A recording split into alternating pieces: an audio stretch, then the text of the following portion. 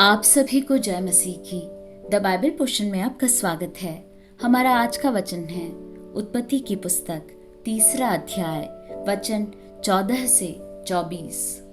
तब यहोवा परमेश्वर ने सर्प से कहा, तूने जो यह किया है इसलिए तू सब घरेलू पशुओं और सब बनेले पशुओं से अधिक शापित है।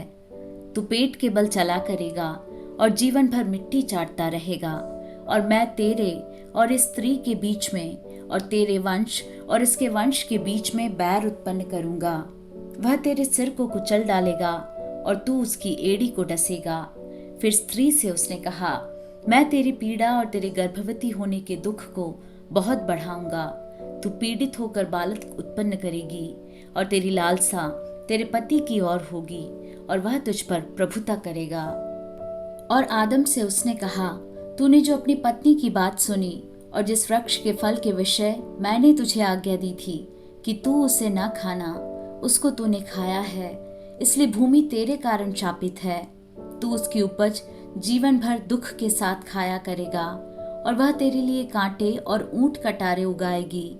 और तू खेत की उपज खाएगा और अपने माथे के पसीने की रोटी खाया करेगा और अंत में मिट्टी में मिल जाएगा, क्योंकि तू उसी में से निकाला गया है। तू मिट्टी तो है और मिट्टी ही में फिर मिल जाएगा। आदम ने अपनी पत्नी का नाम हव्वा रखा, क्योंकि जितने मनुष्य जीवित हैं उन सब की आदि माता वही हुई। और यहोवा परमेश्वर ने आदम और उसकी पत्नी के लिए चमड़े के अंगरखे बनाकर उनको पहना दिए।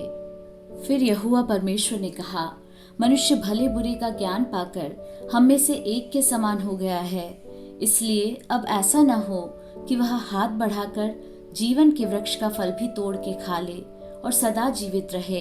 इसलिए यहोवा परमेश्वर ने उसको अदन की वाटिका में से निकाल दिया कि वह उस भूमि पर खेती करे जिसमें से वह बनाया गया था।